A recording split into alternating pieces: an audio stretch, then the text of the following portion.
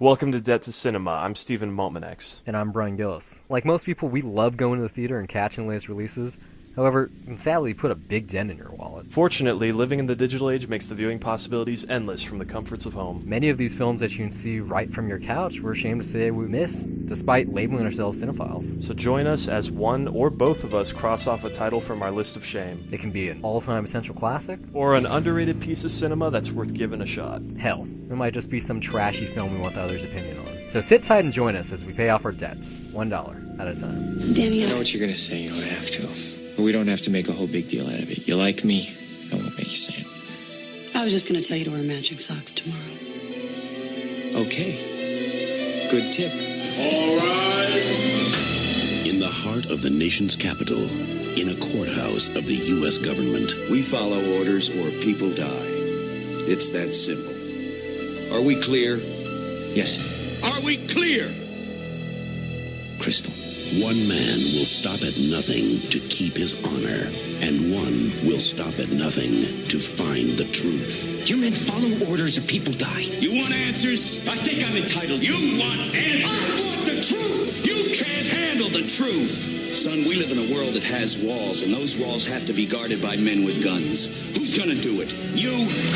Talk about daddy issues, just going from father to son. When your dad is responsible for making what's considered one of the greatest comedies of all time, which you can attest to, Carl Reiner. how do you top that? Is it that you get like Aaron Sorkin's first feature film script? Do you I don't know, is it like the Spinal Tap not count, or the Princess Bride? What is it not enough at this point? I mean, as far as just themes in this movie, it seems like that's just the main drive or the main connective tissue I can make here, based on just how Rob Reiner even talked about this movie and what he connected with. Just that idea. I don't know. Does he not feel like he's as good as his father? Because I feel like I'm more familiar with his work than Carl Reiner's, to be honest. But even if it's in this script and it's in Top Gun and it's inherent in just most Tom Cruise movies, to be honest, before he became a man. But even if you look at him now, yeah. He's one of those man boys. He looks like he's never actually aged in the wrong way. Even look at like I said, I just gave two examples. This one, Top Gun. This is not that far off from Risky Business either. Yeah. Or look at fucking Rain Man, it looks like the same guy. But something funny about this episode, if it actually was published the day it was supposed to be, September 6th, it would have lined up with the events of this movie. The inciting incident is September 6th, and most of what they talk about is the 6th of September, which I thought was kind of funny. When I looked at my calendar right before I called you on Skype, I was like, huh, whatever. Oh well. Now it's a September 11th pick. How about that? Well, we're a few days after that now, technically. Even though right now I'm recording on 9/11, you're still a couple hours behind. But we're also kind of getting close to. I think it's around the year mark, maybe not exactly, but when we did A Man for All Season, which similar in that regard too, in that this is definitely a movie about sticking to your principles and taking whatever the consequences are, no matter what. Reminded me a little bit of Son of a Woman. 1 year prior to this one. I have not seen that. I have not seen it yet. No, but maybe I could follow this up with that one, just because I own that one on DVD. I've had that one on DVD for a long time. Yeah, no, I had seen this before. I had not seen it in a while, and I honestly it was one of those weeks where I was like, shit, I don't know what I'm going to pick. And you were like, well, I've got Jury Duty, and I just threw courtroom titles, and yeah, I mean, here's one of them. When I was going to the courthouse, I was thinking about Pauly Shore's Jury Duty. I was like, it's been probably about a year since Biodome. Why not? Let's try Jury Duty. It has been 6 months. I think you would since actually Biodome. No, that was in April. Hasn't been longer than that. Yeah, that was not that. That was not far away. Seems forever ago. Probably less than 6 months. I don't know. I mean, it was Earth Day. Yeah, it was Earth Day. Yeah, so I mean, that was not that long ago. Man. Fuck, it seems like forever ago. To me, it seems like forever. Yeah, it was about 4 or 5 months, because that was right at the beginning of summer. Now we're right at the end of summer, so that's 4.5 months tops. Wow. I feel old. And if you guys have listened to every one of those episodes in between, I'm sure you feel old too. But being in a courtroom, my service is over. I served my civic duty. They spent 2 full court sessions on selecting the jury, and No, 2.5 actually. I just coincidentally, a friend of the show, Nestor, who I went to high school with, he actually, in the story that I told about how horrible my experience was at the Cinerama Dome for Dunkirk, he also was in my same exact jury pool. Just one of those like, oh, look how small the world is, or more like coincidentally, like how small LA County is, but not the worst experience. And yeah, when I started this movie, I could not separate the time that I served from my my screening. As soon as it started, as soon as they're talking about Jags and you see these people like talking about legal stuff, or actually to be more honest, as soon as this movie started, I thought there was a rape going on, which it wasn't. Yeah, am I the only it like the seems way like that was set up it? with yeah, the and I mean bandage, just that opening too. It's, right? It's like it's very ominous gag. too, but then like at the same time, there's like this '90s music cue raining, that's like do do do do do do, which is like whoa. Not quite right. No, thankfully not at all. What's the movie from last year? You know, must have been pretty shocking at the time, maybe. But yeah, I mean, this is kind of tame by today's standards. They cut pretty soon, but it's funny because you know this movie's kind of a big deal. You know, the famous "You can't handle the truth" line. I mean, Jack Nicholson. And that line is the line that doesn't even matter. Yeah, to be honest. I mean, but just probably, you know, you look at the poster. He is the big face on the center of it. Has 4 fucking scenes in this movie. Only 4. Like, his is a supporting role. Like, if you compare him to Michael Keaton in Beetlejuice or Anthony Hopkins in Silence of the Lambs, both, you know, also like the main draws in those 2 films, despite those being genre flicks. Every scene he's in, he commands that screen. Yeah. Not just in what he's saying, just the way he looks. When Tom Cruise does his like little impression in the middle of the film, like that gets a good laugh. Yeah. Like this is the Tom Cruise Demi Moore show.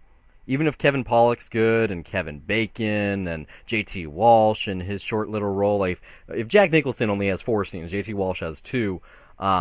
Everyone in this is really great. Even people you don't know the names of. The 2 men that you know are on Dawson, trial.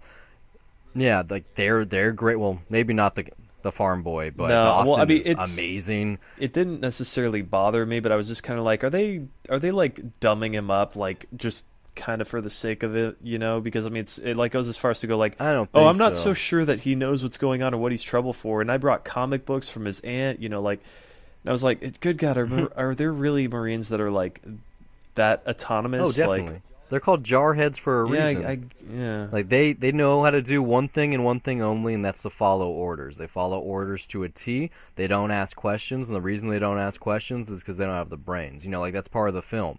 It's not true for everyone. Like anyone that gets promoted or gets some kind of special commendation is probably smarter. Like when you look at Hal here, when you look at Dawson, you know, he broke rank and gave the prisoner they talk about who is being starved. Oh, maybe he had the nutrient pills, but he was being starved, or he was living off of water in the barracks. He broke rank and gave him food, and then he got, you know, fucking smacked down because of that. And then once again, you know, he was too scared that he was going to lose his Marine life that, you know, he did this code red that the film starts off with, and he rightfully gets dishonorably discharged. He knows why in those finals, in those closing seconds, you know, right before you get that very Capra-esque the end scribbled across the screen. I was like, what the fuck? Which is so weird. Yeah, I know it is weird, but it's like, oh right, so this is supposed to be like an old-fashioned kind of drama.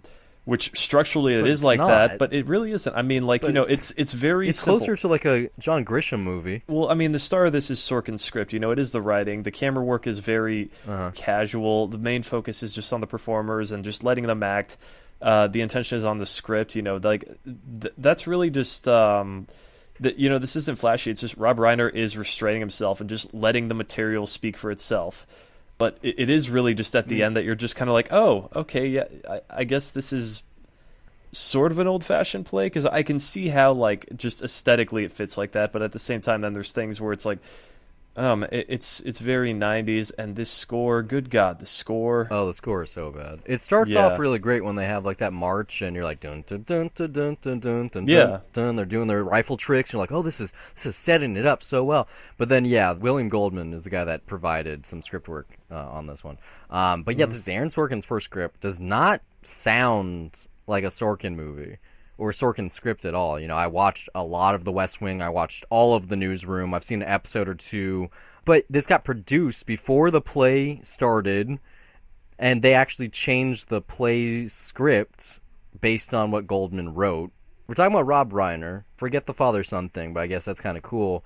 Rob Reiner was known for doing certain kinds of movies. When Harry Met Sally, The Princess Bride, you know, even if you want to talk about like Stand By Misery. Me. I mean, you know, he's got these comic or gruesome, like he's got his Stephen King stuff, you know, hence Castle Rock Entertainment, or he's got his like whimsical romantic comedies. He's a genre director.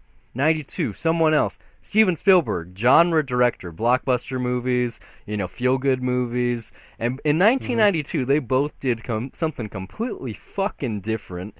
You have Schindler's List, and you got this. And I have Schindler's to imagine that year... Yeah. Was it 93? Yeah. Regardless, you know, you just going to the movies at this time and going, oh yeah, we're gonna go see that Rob Reiner movie. It's called A Few Good Men. I'm sure it's a laugh riot. And sure enough, there are a lot of zingers here. It is there a are plenty of Sorkin laughs. script. But yeah, just going to the movies and seeing this. Who did this really? Who was this for? Sorkin wasn't a name yet.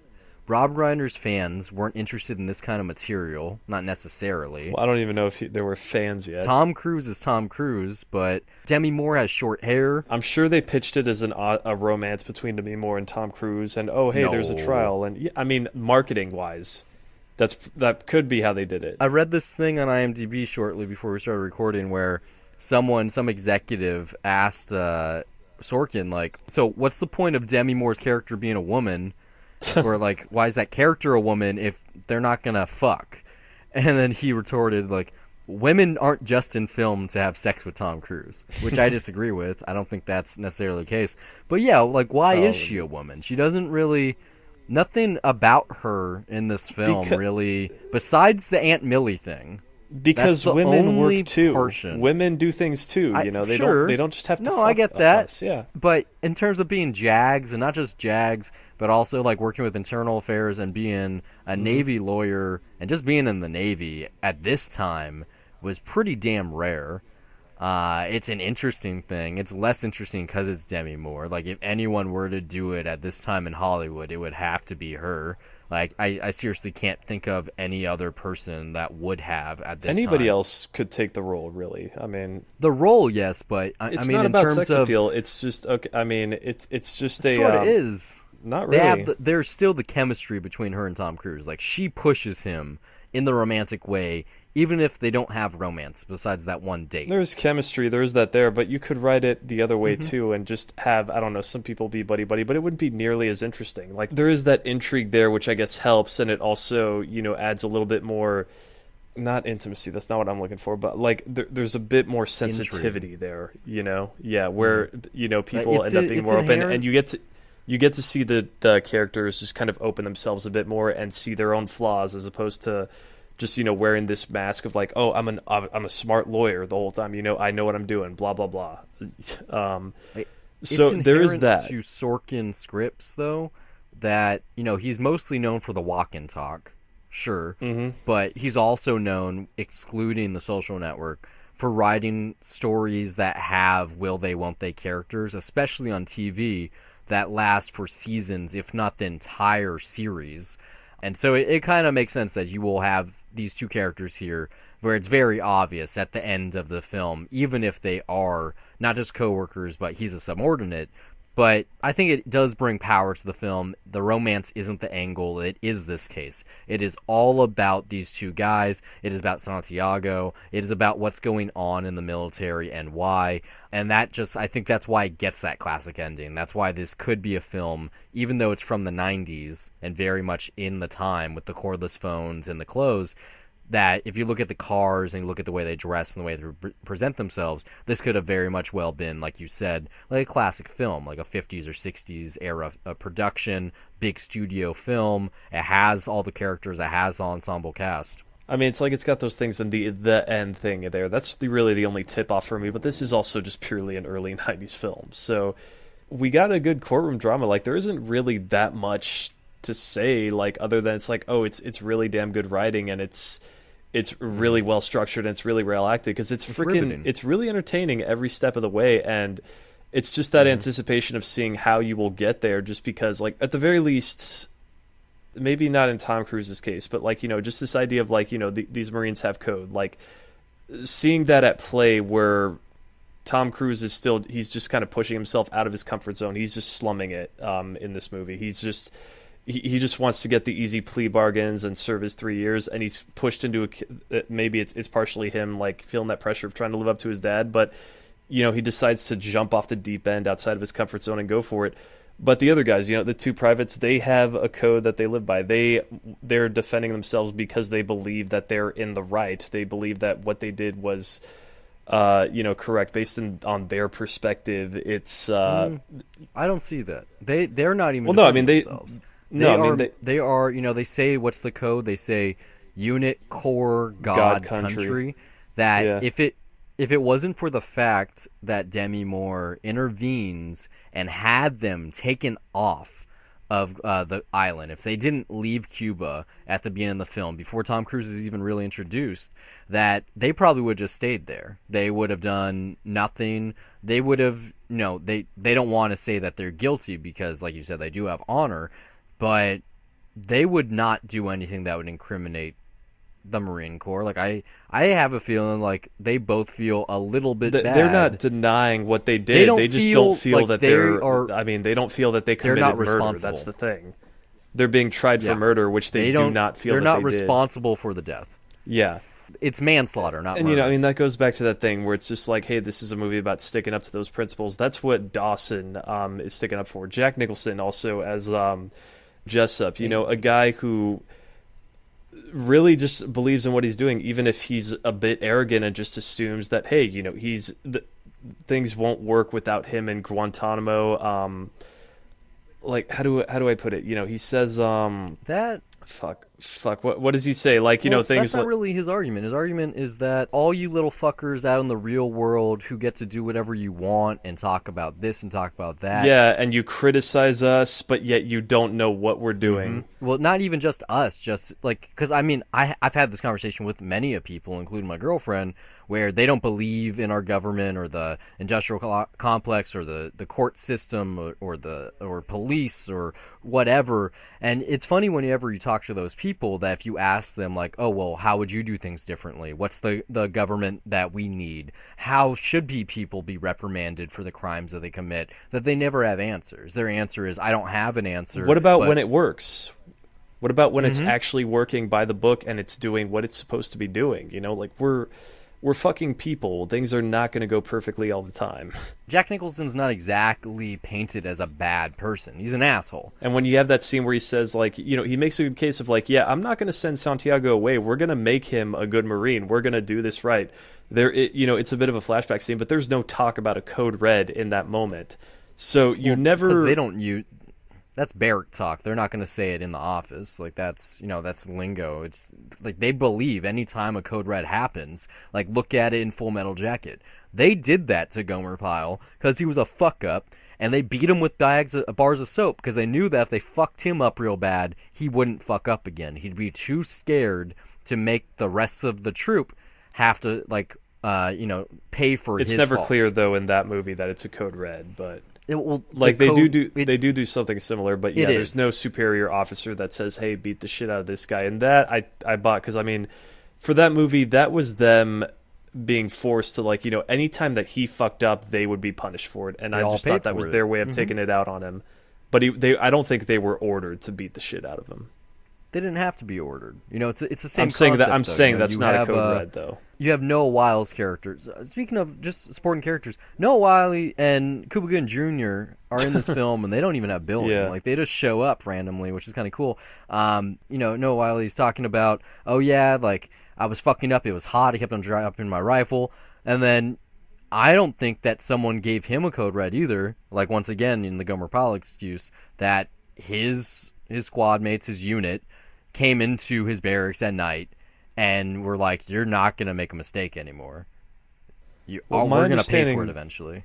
My understanding here is that the code red is that they are given an order from a superior officer of, hey, take care of this guy, knock a little sense into him. That it wasn't like Downey and Dawson went on their own. We're like, oh hey, we're gonna try to make you a better Marine by like actually respecting the code. That's accentuating circumstances though, because Santiago just wrote a paper or a letter to like several agencies with some kind of form of bartering in it. If you don't forget that, like he ultimately did something really criminal. It was a form of treason. You cannot write a letter to different like internal affairs, sure, but by the way they say it, the reason why this code red happened the way it did, and you're quickly reminded later in the film, or like not even just reminded, but shown that this was not, poison. Like you are led to believe early on that, oh, these two guys did this. They didn't know it was poison. Maybe Jack Nicholson poisoned it, or Kiefer Sutherland poisoned it, and they killed him. And then you learn later on, oh no, wait, no, it wasn't just heat exhaustion. He has some personal issues in his health. He couldn't take that kind of hazing, and he croaked because of it. It was an accident. If the accident hadn't happened, this film wouldn't exist. Like this is based on a true life story that Aaron Sorkin's sister was basically working on, some or details I think a friend's of it, working on, or something like that. Like it isn't informed by a true event. Where, like I said, if Santiago hadn't have died, the whole film wouldn't exist. We wouldn't even care. We wouldn't even be talking about it. But Jack Nicholson's character, this colonel, is not a bad man. He's a hardened man. He's an asshole, sure, to give orders, literally orders. You have to be an asshole. He's also got a giant fucking ego, because he's a colonel.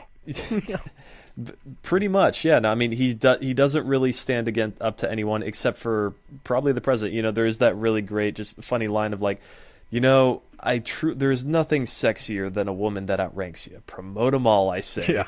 But I'm a colonel, so, unless we get a female president, well, I'm pretty much fucked. He's like, yeah, there's nothing hotter than getting a blowjob by someone who's your superior. But, no, he's an asshole. Mm-hmm. I mean, you learn that truly. Not when he has that little conversation with J.T. Wallace where he's like, are you upset because we were cadets at the same time and I got promoted much faster than you? Like, suck my dick. When Tom Cruise shows up, though, and they have their little lunch and they have that powwow, and he tells them, like, hey, you in your faggoty white uniform, if you're going to come onto my island, how about you ask nicely? Like, you get that little moment there. Yeah. And you're like, oh, this guy, like, there's Which you certain... didn't need, but he just... He's not even an anti-hero. Yeah. Like, he's a hero. He really is. Like, he's a colonel. He's a good guy. Well, not a good guy, but he's a hero. He's not an anti-hero. He's not a villain. He's not the bad guy in the movie. He does what he has to do to get the job done. He did something that's illegal. That's all it is. There was a note that said you're not supposed to do this anymore, and he himself is the reason that it happened. Therefore, he is responsible for the death of the private that was under, his watch. That's what it is. He didn't do something... He's not going to be killed at the end of this film. He's not going to be hung. No. He's probably just going to get slapped on the wrist. He's going to be taken off of the Silver Star status. He's not going to start working at the Pentagon like he was going to at the beginning of the film. Dishonorably Instead, he's discharged. Probably just going to... No, he's not going to get dishonorably discharged. Not when you're that high. That makes the whole government look bad. Like, that's what the whole idea of this film is. That there are certain things to stand up for when you shouldn't. Like, this makes, they have that conversation once they clear out the courthouse right at the end of the film, where he's like, do you know what you just did to our country? Do you know what you're responsible for, you fucking Harvard kid? Like, do you even know what I'm gonna tear out your fucking eye and piss in your dead skull? Like, when he says that thing, I would only assume because they didn't want to take it like true Full Metal Jacket status. They didn't want to say fuck your skull or something like that, or skull fuck you. When you go that far, when, your job is to yell at people, like, he's kind of calm when you think about it. Like, even Kevin Bacon, who's trying to give him all these tips all the time, like, you're going to find yourself court-martialed, you're going to find yourself slapped on the wrist, you're going to find yourself doing this. And then at the end of the movie, he's like, you did a good job. I'm going to go get Kiefer Sutherland now because he needs to go to jail, too. But it's not even jail. It's military police, they take care it was of a their risk own. that he took and it paid off. But yeah, I mean, Tom Cruise would have gotten like the worst of it for sure. I mean, he would have been court-martialed if he failed, but he probably would have lost. Like, he would have probably kicked out of the military. See, I don't know anything about how it works, but like, yeah, I don't know the consequences. Like, it can't go unpunished, though. It can't just be a slap in the wrist. But then again, this movie doesn't exactly continue in a way that it just stops right after the court case, and you think like, oh, that's it, that's the end, they won, that's they won the case, that's all that matters, and it's good for entertainment value for that. So I really just it is a nice courtroom drama. That's kind of it. I don't have much as far as military knowledge to add to that though. Yeah, neither do I. I mean, I haven't seen an episode of the show Jag, but I would assume that it was either inspired by the success of this film or came shortly thereafter. Because that and also I think the judge here is in Jag playing a judge. Well, there you go. Maybe, I think that kind of came Castle from Rock Entertainment. But yeah, this I can't readily say if this influenced legal dramas that came after, because Law and Order was already on TV, but look at how many more there are now. The walk and talk that happens though, that is very much a Sorkin thing. That's definitely present in Law and Order now. So, and it's present in moments here. So I think that's definitely, in some ways, this definitely has influenced that. But it's not. This movie's never flashy, so stuff like that never really stands out. But I think it's maybe it's just the intensity. I don't know what it is exactly, because it's it's a memorable movie. Everybody remembers. You get a big range of emotions here. Even if there isn't exactly romance, you do get flirtations with it. There's enough comedy going on, clearly enough drama, so much of it. It's a tale of honor. It's a story about not just necessarily the military. You get all of these shots of Washington D.C. and the monuments and statues and whatnot in the Potomac River. You get that joke about, if you want to talk to my supervisor, go down the road, make a left. It's that big white house with the pillars. You get these little funny little moments where you're like, oh, it makes sense that this guy was responsible for the West Wing. This one's a buy for me. I think it is one of those films. Maybe its iconic status foreshadows how good it actually is because of that one scene, because of that one line, because of the poster. But it's solid in all ways. It's a classic movie. It really is. It has great elements, has great scenes. There's no hiccups along the way, no troughs. From beginning to end, it progresses in interest. You start off kinda into it, and you get really, really into it the further it goes on, which is a testament for something that's 2 hours and 10 minutes. Usually a movie that's over 80 to 90 minutes, there's some moments when you want to check your watch and see the time. And this one really isn't that. This would work on a good rainy day. It would work in the summer. I think it would work during the winter. Might not be a good date movie, but this is a good film. Definitely just in terms of conversation. We're having one about it, but even if we didn't have the podcast, I think that this is something that I would find myself talking about, not just when it came out, but now. It stands up. It's still really good. If you're interested in these people that are in the film to see where their career was really at its strong point, for Rob Reiner and Aaron Sorkin, Tom Cruise, Demi Moore, maybe not Kevin Pollak, but all of these people that have since done greater or better things, or maybe they were just starting out there. It's a buy for me. It's a really good film that if you see for $5 or less on DVD, pick it up. You're not going to be disappointed. Yeah, I mean, for me, it's the biggest takeaway, I guess, as a character piece is really just Tom Cruise's arc here of just going from the lawyer that's just slumming it to. There's this line right when the trial is about to start, and they plea a verdict of not guilty, and then the judge says, "All right, we'll reconvene at this date." And he says, why would a young junior lieutenant that's only been around for 9 months and is famous for getting plea bargains that fast be assigned a murder case? Yeah, it's would it be so that he would probably never see the inside of a courtroom, someone's manipulating the case just because they know he'll shut it? And it's just, I think it's just that moment and that moment, that realization where it's just sometimes you just got to start doing shit for yourself instead of letting people use you the way that that you function. I don't know. For me, that's what got to me. Or being in the shadow of your father too, that whole line that they have when he's drunken that night, and Kevin Pollak's character goes "Oh yeah, I wrote. Did I ever tell you that I wrote a paper about your father in law school?" And all these people in the film are always talking about his dad. I saw your dad speak at my high school. Oh, is that your father? Your father was that one? He did the this versus that, board versus education. Yeah, it's you got other characters in this movie, Like, you got Demi Moore, who, like, really wants the position that Tom Cruise has. She's hungry for it at the beginning, and she doesn't get it. And yet Tom Cruise, like, you know, he doesn't really have anything that he's going for. He just has this shadow looming over him that he's trying not to disappoint, because I this is me projecting this on there, but it's implied that, yeah, like, he doesn't really have anything that he's going for. He's just, you know, he has someone's legacy that he has to fulfill. He can never live up to it. Yeah.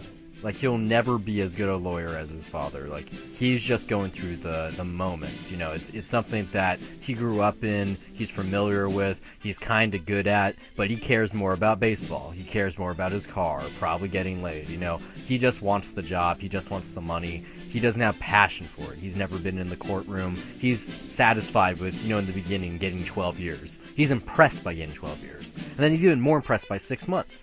And he never even wants to attempt to argue his case. He doesn't even want to say what is on his mind, because he doesn't have anything on his mind but the money. And it is an interesting arc. He's the only person here that really goes on a journey, and you go on the journey with him. And that's why he's the star, and that's why he's become a star. It's also that cliche 90s mega happy ending where, and then he ends up doing the right thing, because it's the right thing to do. You know what I mean? Like, just that mega happy 90s ending, which, hey, you know, I'm totally cool with. I got no problem. America was at a great point. Like, the 90s are special. We're from the 90s. Yeah. But yeah, no, I mean, this is silver dollar for me. I got no complaint there. It's just a buy for the same reason that Son of a Woman's a buy, and I know that's kind of ruining it, but, like, I'm pretty vocal about that being one of my favorite movies. I guess you'll see it next week, and you'll find out if it's for you, and so will you guys. Hey, Al Pacino, man. Thanks for listening. We hope it's been a pleasure. If you enjoyed this episode, you can listen to more by checking out the Dollar Review Show, where we cover theatrical and streaming releases, as well as give our 2 cents on anything we sought out on our own, whether that be TV, music, etc. You can find all of our content at dollarreviews.net. Follow us on Twitter, or like us on Facebook at Dollar Reviews. And we're also on Google Play Music, iTunes, Pocket Cast, TuneIn, Stitcher, SoundCloud, YouTube, just about anywhere on the internet, with hours of content available to you for free. But for those of you that feel that the show is worth your dollar, you can send us a donation at patreon.com/dollarreviews. Contributions not only earn our undying love, but they also make it possible for us to improve our recording equipment and to give you the highest quality episodes possible. But more importantly, they'd be helping us acquire the content to review. You know, trips to the multiplex are expensive, and the more donations we receive, the more films we can review for your listening pleasure. If you listen somewhere we're currently not available, you'd like to contribute some talking points, send a Death to Cinema request, or if you just want to laugh at us, you can do so by reaching out to us on social media or send an email to brian@dollarreviews.net. Or you can email me as well, steve@dollarreviews.net. You can follow me personally on Twitter at Brian Gillis, that's BRYONGILLIS, and now you know how to spell the email too. And also under the same name on the lovely site Letterboxd, which acts as my film diary, where I rate films I'm watching, write the occasional review, and even sometimes compile lists. You can also find me on Twitter at S_MTX, and also follow my film diary at Letterboxd under the same name, where I log everything I watch, and sometimes write brief reviews. That's it for this week. Until next time, keep the change.